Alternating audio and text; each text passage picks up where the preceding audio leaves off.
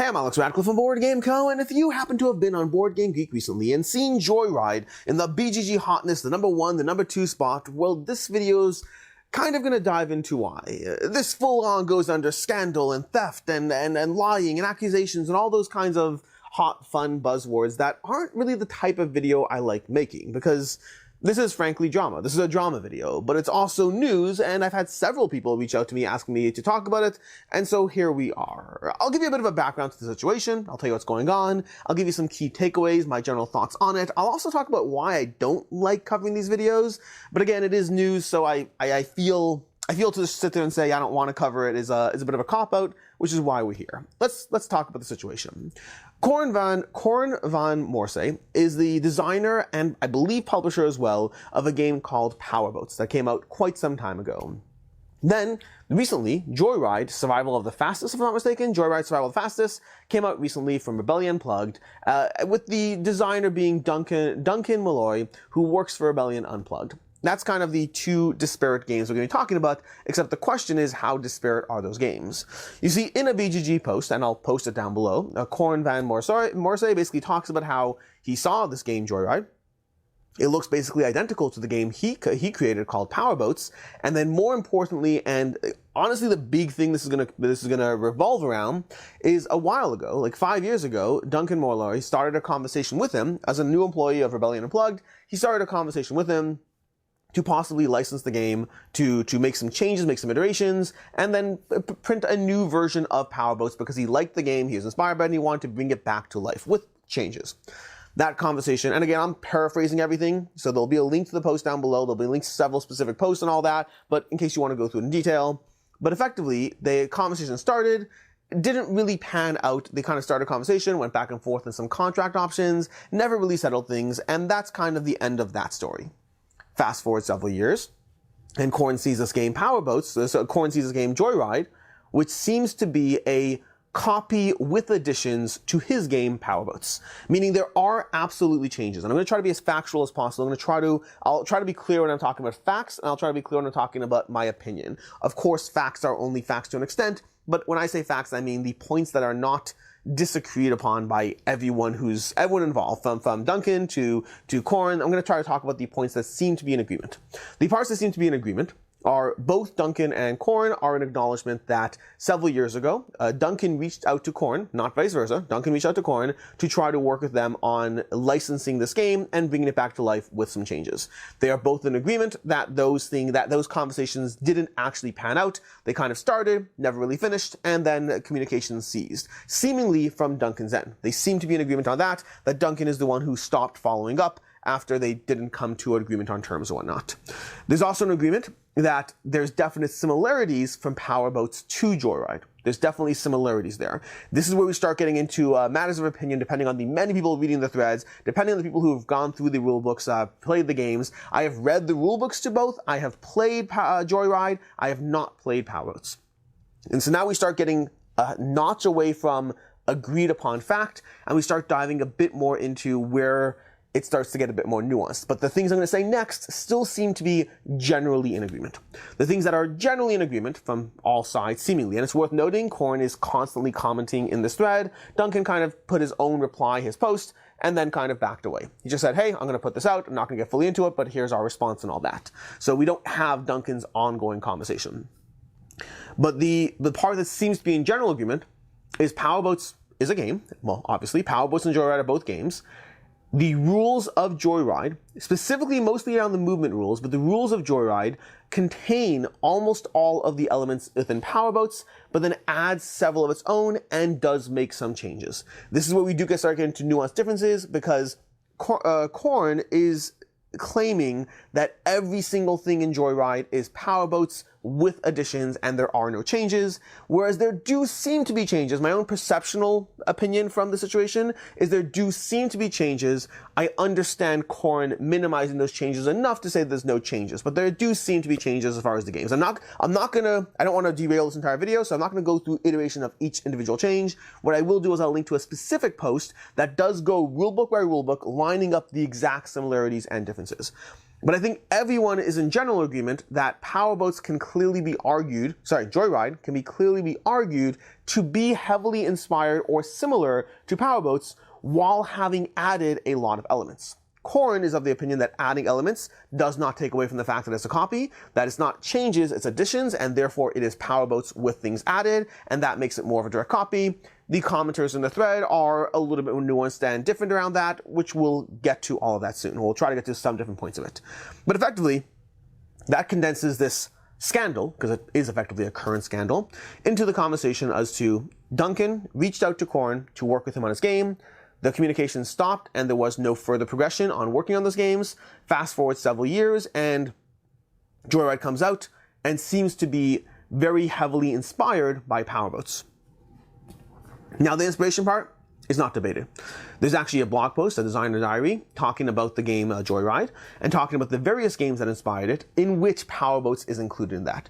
Now there are several games included, but I would say that, again, trying to be mindful of opinions versus whatever, I think in general, the general consensus seems to acknowledge that Powerboats does have a significantly higher similarity to Joyride than any of the other games that are listed as inspirations. It doesn't mean that the other games aren't inspirations, and it doesn't mean that you can't argue that Powerboats is just an inspiration, but I think everyone is in general agreement that Powerboats seems to very clearly be the starting building blocks for Joyride. That's kind of what's going on here. Now, so there are a few key takeaways before we start diving into any individual thing. Because effectively, right now, as of me filming this, there's a 20-page forum post on BGG with people going back and forth in circles on their various opinions that I think at this point have spiraled out to mostly repeating the key points and takeaways. There's a lot of review bombing going on of Joyride getting a 1 because how could the publisher basically steal this designer's idea? There's a lot of counter review bombing of, the 10s to balance the 1s from the people who don't believe this is egregious anyway. And I think, by the way, it is somewhat reasonable to hold, I do have my own opinion, which we'll get to, but I think it's somewhat reasonable, the different sides being taken. I think that obviously from Corin's point of view, he feels very taken advantage of. From Joyride's point of view, I can't really say, because from Rebellion Unplugged's point of view, I can't really say that point of view because they didn't heavily get into it, other than saying, hey, we started this conversation, then several years later, we started our own design, and it was definitely based on various games we appreciated and enjoyed, including Powerboats, but it is a different game, it's very different, it's not your game, etc. They don't really have a point of view so much as a corporate statement, if that makes sense. I think a few takeaways, though. A few important takeaways, because it's worth covering, and Duncan covers this in his reply, but in Duncan's reply on the conversation, he talks about, correctly, this is all factual stuff, how in his past job, he basically specifically took an approach of working with designers, licensing their games for possible reprints, and then bringing games to life. And in his career so far, he has a history of working with designers, giving them credit, and bringing their games to life in future iterations. And that should count towards him in his favor. And I believe it should. Again, I have opinions. We'll get to my opinions soon, but I guess we're starting to get to my opinions. But I believe it should count in his favor that his track record is not one of previous incidences of him taking others' work, but rather his track record is, no, I work with designers, I bring second editions to life, and I've done that successfully. The fact that I didn't do so now should almost be evidence that I'm not someone who walks around stealing people's work. Rather, I walk around working with designers, and in this case, it's not your game. That is a reasonable point to make. It's not proof of intent, it's not proof of anything, but it's a reasonable point to make and should be taken into account that Duncan has a history of working with others and actually giving credit, and because it wasn't done so here, maybe that actually means this is not the same design. Although, it doesn't necessarily mean that. That's the tricky part. It is a reasonable point to take into consideration, but it doesn't necessarily mean anything. We can't speak to what went behind the scenes. We have Corin's statement, we have Duncan's statement, but we can't speak to what actually went on at Rebellion Unplugged and whether there's more to it. I can only go with what we can see and the statements they have made. And the tricky part is, there are still several possible options here. There's the possible option that until now Duncan has worked with designers and this time he just didn't. I don't think that's likely, but I think that's always possible. The more likely possible outcomes are either it was actually a new version of a game that was inspired by Powerboats, but those conversations are perhaps subconsciously related, the original conversation to license it, and then fast forward a few years and the development of a game. Maybe those are subconsciously related and not consciously related. That is definitely possible. It is also possible that Duncan's previous work was with a different company, and perhaps Rebellion Unplugged didn't feel that they needed to work with him, and so maybe Rebellion Unplugged made the call, hey, we're just going to make this game in-house, there's no need to work with him. That's certainly possible, can't speak to whether it is or not. There's also the possibility that while Duncan has worked with other designers in the past, maybe for whatever reason they couldn't agree on contract terms, and so here he felt that of course he tried to start that way, but since they couldn't agree on terms, they parted ways and simply designed their own racing game, subconsciously or consciously very heavily inspired. These are all possible things, which means I think both things are true. I think Duncan's previous track record should be taken into account, that he's not walking around stealing designers' designs, but also it doesn't mean that this isn't some edge case. The tricky part, because the bigger takeaway for me, and the far, far bigger takeaway, and we're going to get into a whole lot of small sub-takeaways because there's a lot of sub-conversations going on. I'm going to try to cover all of them, or all the big ones, I think that makes sense. But the big takeaway that certainly is very, very important, and I think is where my opinion lies the most. My personal opinion. If you want my full-on personal opinion, I think this is the biggest thing for me. Contacting a designer to license a design or to work with him on a reprint on a design, dropping communication, and then putting out a similar game is not a good look. I'm not even speaking about intent. Forget intent. I can't speak to intent. I don't know what goes on. I don't know what actually happened. I cannot speak to any actual intent behind the scenes. But I can certainly say that it's not a good look. Because there are a lot of sub-conversations, and we'll get to them, but a big sub-conversation going on is the nature of how often game design is inspired and or copied from other games. And we'll go through a list in this video. I will certainly go through a list. I want to give you them all. It is actually astonishing how frequent this is. And there's a lot of conversations about how is the situation different. And I think there's two main conversation subplots as far as why is this or is this not different. One of them is trying to debate the level of similarities or differences between other times that this has happened and this time. These times were only loosely similar, this time is majorly similar. Those are debates that are currently going on. Everyone has a different opinion. But I think is far more important, and this is a conversation that's happening, but I think what's far more important is forgetting the level of similarities. I think the biggest thing is, if a game is inspired or even given credit, very often you'll find situations where a designer gives credit in a rulebook saying, hey, this game has been made and I took inspiration from various games, and they list them, and I think that is something that happens a lot. When you specifically reach out to work with a designer and then you choose not to move forward, even if it's because the designer is being stubborn or difficult or their terms are unreasonable, I don't know or care about any of that, but even so, at that point, dropping communication and then coming out with a similar game that seems inspired by it or seems definitely laying the foundation, the groundwork for your game. I think the biggest thing to me, the thing that I would say I want to say a statement of fact, but I can't, it's a statement of opinion, is that as a statement of opinion, it is not a good look. It doesn't mean that intent was malicious. It doesn't mean that there was any malintent at all. It could genuinely be that several years later, they came back to a game idea, and of course it was inspired. I mean, there's a reason they reached out in the first place. It could be completely done with the best possible intentions, but I think it's not a good look. From there, let's go into a lot of these sub-takeaways, because there are a lot of sub-conversations around this topic, and I think they're all important to know and to address. The first one is going to be legality. As of right now, to the best of my knowledge, and if my knowledge is wrong, feel free to correct me, but to the best of my knowledge, where, as of the last time I checked on this, you cannot copyright game mechanics. You simply, at the moment, you can't copyright game mechanics. You can copyright art, you can copyright names and titles and keywords, but you can't copyright actual game mechanics themselves. That is not something that currently can be done. There's going to go back to the age-old day of Magic. Whenever you exhaust a card, or you rotate a card, or you expend a card, you can't tap a card, because Magic the Gathering owns the word tap, as far as in relation to tapping a card to generate mana. Magic the Gathering owns that word. But every other form of language that's used, in the Lorcana, you exhaust cards and you unexhaust cards. You don't tap and untap because Magic owns tap. But they don't own the game mechanic. And that's true across the board as far as I know. In general, you cannot copyright game mechanics. You can only copyright all the things around the game mechanics. To the point that, to the best of my knowledge, you can literally copy a game exactly blow for blow and just bring a new game to life that is a literal copy of another game, as long as you make sure to avoid the actual things that can't be copyrighted. So legally, Rebellion Unplugged should be completely in the clear. Obviously, legality and morality and the court of public opinion are all completely separate conversations that legally has nothing to do with. Legally just is, are they legally in the right? And I believe they would be. From everything I can see, I believe they would be.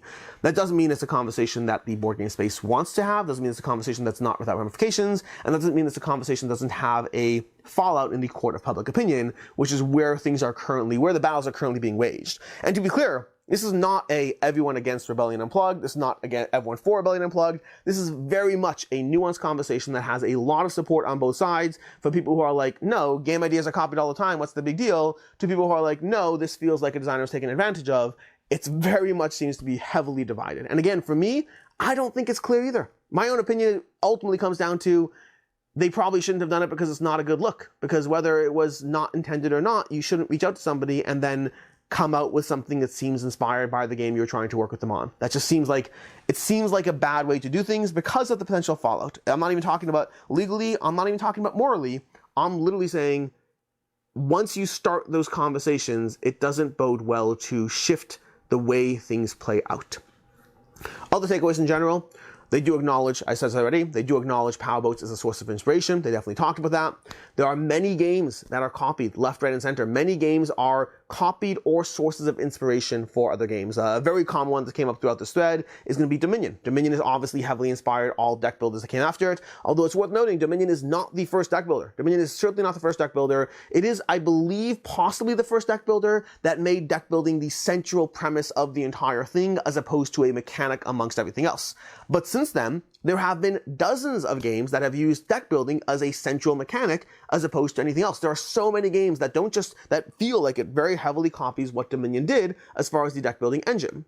Now again, there are many people who correctly point out that you can't fully compare this to the nature of Dominion. Something that was as successful as Dominion will inherently have a larger cultural impact on the entire board game space, as opposed to a smaller indie game. It's going to be a very, very different thing. The larger the impact of something, the more that will inherently become a source of inspiration, as opposed to a, hey, we reached out to the small indie designer and, you know, try to work with them on a game and then instead just made that game. It's a very, very different conversation. And then more importantly, as I touched upon already, there's a difference between being inspired by Dominion versus working with Dominion to license the game, dropping that conversation, and then just doing it anyway. There's a very, very different, whether intentional or not. Past that, designers, another key point that's mentioned several times, which I think is very accurate, there will be designers who might be wary of pitching to Rebellion Unplugged because of this. This goes back to my general point of, I just think it's not a good idea. I just think it's not a good look. Because any designer who wants to work with Rebellion Unplugged at this point, even though in this case, Rebellion Unplugged reached out to him, not vice versa, but any designer who wants to work with Rebellion Unplugged has to wonder and worry, hey, this situation happened in the past. Do I have to worry that if I bring my idea to them and they see merit in the idea, but they don't want to work with me on terms, maybe they just make their own version of the game and they're a larger, more successful company and they can do that. Designers will rightfully be worried about that, because I saw one of the most recent posts I saw on the thread was somebody saying, actually a viewer of the channel, saying basically that what's to stop anyone from doing this? What's to stop any company? Like, they're afraid now that if they came up with an idea, any company can just take your idea and run. And usually the answer is the fact that this is a scandal and this is news, and the fact that this will become a thing. More often than not, there's a degree of self-policing that will happen. Most systems and structures want to maintain balance. It's not a catch-all. Lots of systems will completely go rampant, but there's a degree of self-policing that will go on that stops this from being a common thing, at least hopefully. And at least right now, I do not think this is going to be a common trend at all, because it will ultimately come back to bite you, as I think this situation did for Rebellion Unplugged. As far as other game similarities, there are a lot, and I'm going to go through a bunch of them because I think that knowing some of the types of stuff that have been out there, there's so many more than the ones I'm going to talk about. I'm just going to loosely talk about a few. I just think it's worth knowing some of these similar types of situations out there to be able to compare and contrast. First of all, Dominion I mentioned, Dominion versus any standard deck builder. That's obviously going to be a conversation that is very impactful as far as whether it's a mechanic or a game, because that is a big debate. Is deck building a mechanic or was it a game? Because at the time, it was a mechanic that effectively became a game. The game's on the cards, the deck building is the core essential mechanic that drives everything, which means any game that did the same thing was copying the full package of Dominion. The amount of games that give you 10 cards, you draw 5, you add more cards to your market, you rinse and repeat the cycle, there are so many that are copying the full package that is Dominion, with tweaks to how they're doing it, but nonetheless. There's Dominion versus Puzzle Strike. This is actually an interesting one, actually has a follow-up one, but Dominion versus Puzzle Strike from Sirloin Games was heavily considered to be, they took Dominion and put them on chips, and that's what they did. They just took the exact system, put it on chips, which you can make the argument makes it less Dominion than other games that have copied Dominion. But at the time, it was definitely considered controversial. Further double down on the fact that the Puzzle Strike, that Sirloin Games had their own drama, where they had Engard and Flash Duel. So they had two games. They basically had Codex, Flash Duel, and Puzzle Strike were their three main games. Codex was their own game. I mean, it's it's a card game, but like, and it clearly inspired in some ways by others, but it definitely was more of its own game. But then Flash Duel, or Puzzle Strike, was a copy of Dominion, but with chips. And then Flash Duel was a copy of Engard from Reina Knizia, and that one actually did have its own little mini scandal attached to it. There was a whole thing, right? Reina Knizia commented as well about it being that he felt his work was stolen. You know, great designers will create, and other designers are forced to steal instead. And that was an entire conversation, but effectively Flash Duel builds upon what Engard does and then adds a lot more in powers and abilities. So it very much is Flash Duel very much is Engard and then extra stuff added in. Nonetheless, it happened, it was created, but it certainly had its own mini controversy. Others that I haven't seen nearly, and maybe I'm missing the controversies on these, but the other ones I haven't seen much in the way of controversies at any point. People will talk about them, people will mention them, they're clearly inspired by it, sometimes heavily so, but I haven't always seen, or I would say mostly I have not seen, actual drama around these other situations. Although again, my personal opinion is the big reason for the drama here is the fact that they were contacted first, stopped the conversation, and then came out with a game. And I think that changes the entire conversation. But other games that are very, very similar. Star Realms versus Shards of Infinity is laughably similar. Laughably. If you've seen Star Realms and you've seen Shards of Infinity from the same creator as Ascension, they basically took the Star Realms formula, added a small tweak, and then said, hey, here's our version of Star Realms. And it very, very much is their own version of Star Realms. You might debate which one's better, but it is so clearly based and inspired upon the thing that Star Realms did differently, and it just copies that and just says, hey, we added one or two things as well, now it's called Shards of Infinity. Basically the exact same thing. If you've played A Few Acres of Snow or Hand in the Sea is blow for blow what A Few Acres of Snow did with some changes. And that's a big one to me because some of these other games are simpler structures. Some of them are considered to be simpler. Star Realms, you know, what did Star Realms do that added deck building? They made this whole faction kind of concept. It's not a major change. But then Shards of Infinity kind of did the exact same thing. They took that, and then there's a health pool, and you're going more head to head. The small changes Star Realms did, Shards of Infinity copied, but you can argue there's only 2 or 3 things that Star Realms did. A Few Acres of Snow versus Hand in the Sea, those games are so massive as far as the scope and scale of the rules, and yet they are Hand in the Sea is basically a copy of A Few Acres of Snow, but then changed. Ideally to make it better, but nonetheless changed. And I could be wrong, but I'm not aware of any licensing between them and Martin Wallace. I believe it's just a copy that is very, very heavily inspired by. There's Twilight Struggle versus 1989. Very, very complicated games that clearly utilize a lot of the same structures and system. There's Pandemic versus Defenders of the Realm. If you played Defenders of the Realm when it first came out, they actually just have a relaunched version coming now that does feel more meaningfully different. But the original Defenders of the Realm from Richard Lanius clearly feels inspired by the core systems that build Pandemic. There's clearly a very, very strong overlap between the two games and how they operate. There's also Red Rising and Fantasy Realms. Again, a game that was clearly, Red Rising has said, hey, we were inspired by Fantasy Realms. It is using the same structure and system and just adds more stuff to it to make it into more of a game of how you get the cards, but the core mechanic is so clearly Fantasy Realm. And that, again, I'm not saying there wasn't buzz around these. Some of these things have been talked about in many ways, but I don't think they had any drama as far as stolen property, stolen entities. They just had, oh, these games are clearly copied by those games, and then they added more to it. You see, inspiration is always going to be a part of the board game space. Iterating upon previous people's designs, inspired by other people's designs, combining different things. This will always be part of how any new thing is brought to life. That is part and parcel, and that should not only be allowed, but that should be encouraged. The complicated part, and this is true of any art form, it's true of board games, video games, music, books, anything, is there are these fine lines between when are you inspired by, when are you copying, and those lines are hard to debate. And I think, again, going back to my original point about this particular scandal, this particular drama going on, I think I forgot to tell you why I don't like talking about drama, but we'll do that soon, I guess. Going back to the original point of this, I think the key difference is in all of these cases, and regardless of the medium, regardless of books, movies, music, video games, all of that, I think a big difference is we can have the debates as to when inspiration is adding value to a space versus when it's not, but as soon as the conversation starts with a, hey, let's work together, actually, never mind, I'm just going to do my own thing that happens to resemble the thing that I wanted to work with you on, regardless of the intent, that starts to feel much worse. It starts to look much worse. And again, I cannot and will not speak to the intent of the parties involved. It could have been the most genuine, most kind-hearted, in no way attempt to take advantage of somebody. It could have been completely and totally fine in all respects, but it looks bad. The reason I don't like talking about these kinds of things, I meant to say this earlier, but I got so sidetracked, is because of intent. Because it's so easy to look at a situation and then launch into whose side you want to be on, whose side resonates with you. It's one of the reasons I constantly try to take middle ground approaches, because I think life, it's so easy to jump to the extremes. It is easy to jump to the extremes. It is easy to condemn Rebellion Unplugged as a thieving company that took Korn's design. It is easy to jump to Korn and say, well, no, he's being irrational and attacking, his expectations are crazy, and he's just someone who has no concept of how design and iteration and inspiration works. It is easy to jump to extremes in life. But you don't know what goes on behind the scenes. You don't know what the intent was. And so that's why I'm not speaking to the intent at all. I am only speaking to what I would refer to as bad optics. I think that Rebellion Unplugged situation here is bad optics because it opens up the door for the conversation as to whether they simply didn't want to reimburse somebody and therefore just did it on their own. Whether there's a possibility that some lawyer said, hey, they can't copyright game designs, why would we pay this person anything? And it opens up the door to the idea that there was a goal to take advantage of as opposed to work with and collaborate with. Whether that was intended or not, it is bad optics.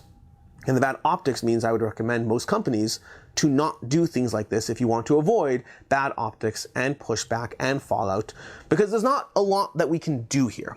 There's not a lot that we can do at this situation. You can vote with your wallet, you can not buy Rebellion Unplugged's games, or if you think that Rebellion Unplugged did nothing wrong, you can specifically buy their games to support them amongst this. These kinds of divisions, they create sides, and you can vote. You can vote the game a 1. You can vote it a 10 to counter the 1. You can chip in on the thread and offer your own 2 cents. There's not a lot that will happen here legally. This is something that will play out in the court of public opinion, in the court of, damage control and PR. For all we know, Rebellion Unplugged may reach out. So far, they've seemed to deny any situation. And honestly, the tricky part here is there's a certain line where they might be further incentivized to deny any possible anything, because that might open the door to a conversation they don't want to have. So even if they wanted to just work with and make peace, there's a possibility that from a legal standpoint, they're safer off just denying anything, which is tricky because I hate when that kind of thing happens, because something that could just be fixed and solved because of the concern for legal fallback and damage and repercussions could actually make it worse. So I don't know what's going to play out. I don't know what will happen. I don't know what Rebellion Unplugged will choose to do.